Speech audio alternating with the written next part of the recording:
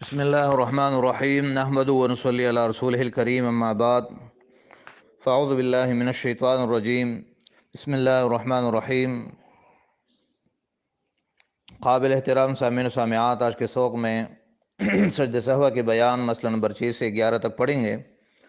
مسئلہ نمبر 6 ہے نماز میں الحمد پڑھنا بھول گئی۔ نماز کسی نے شروع کی اور الحمدللہ رب العالمین وللضالین آمین سورۃ فاتحہ بھول گئی، فقط سورت پڑھی یا پہلے سورت پڑھی اور پھر الحمد پڑھی تو دونوں صورتوں میں سجدہ سہوہ کرنا واجب ہے۔ سورۃ فاتحہ نہیں پڑھی، صرف سورت پڑھی، یا پہلے سورت پڑھی اور پھر سورۃ فاتحہ پڑھی، دونوں صورتوں میں سجدہ سہوہ کرنا واجب ہے۔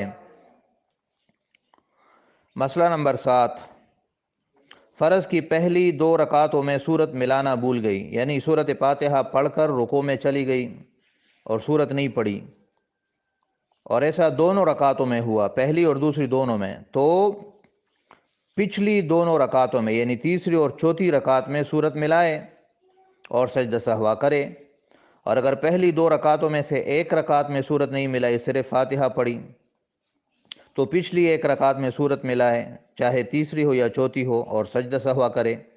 اور اگر پچھلی رکعتوں میں بھی سورت ملانا یاد نہ رہا، نہ پہلی رکعتوں میں سورت ملائی، صرف سورت فاتحہ پڑھی، نہ پچھلی رکعتوں میں صرف سورت فاتحہ پڑھی، اور اخیر رکعت میں تحیات پڑھتے وقت اس کو یاد آیا کہ دونوں رکعتوں میں یا ایک رکعت میں سورت نہیں ملائی تھی، تو پھر بھی سجدہ سہوہ کرنے سے نماز ہو جائے گی۔ مسئلہ نمبر 8، سنت اور نفل کی سب رکعتوں میں سورت کا ملانا واجب ہے۔ سنت اور نفل کی سب رکعتوں میں سورت کا ملانا واجب ہے۔ اس سے پہلا جو مسئلہ تھا وہ فرض کا تھا کہ فرض کے آخری 2 رکعتوں میں سورت کا ملانا واجب نہیں ہے۔ البتہ سنت اور نفل کی سب رکعتوں میں سورت کا ملانا چونکہ واجب ہے، اس لیے اگر کسی رکعت میں سورت ملانا بھول جائے تو سجدہ سہوہ کر لے۔ فرض میں پہلے 2 رکعتوں میں واجب ہوتے، آخری 2 میں تو نہیں ہوتا، تو وہ مسئلہ الگ تھا، یہ مسئلہ الگ ہے۔ اچھی طرح سمجھنے کی کوشش کیجیے۔ مسئلہ نمبر 9، الحمد پڑھ کر سوچنے لگی، یعنی سورۃ فاتحہ کسی نے پڑھا، پھر سوچنے لگی کہ کون سی سورت پڑھوں، آیا سورہ اخلاص پڑھوں یا سورہ کوثر پڑھوں، اور اس سوچ و بچار میں اتنی دیر لگ گئی جتنی دیر میں 3 مرتبہ سبحان اللہ کہہ سکتی ہے، تو بھی سجدہ سہوہ واجب ہوگا، کیونکہ واجب سے واجب میں تاخیر ہو گئی، تاخیر۔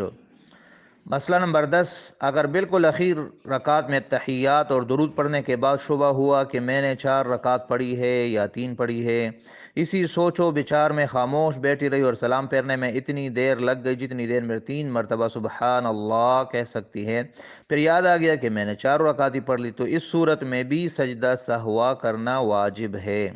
تو یہ آج کے مسائل ہے، باقی انشاءاللہ اگلے سبق میں پڑھیں گے۔ امید ہے آپ کو آج کے مسائل سمجھ آ گئے ہوں گے۔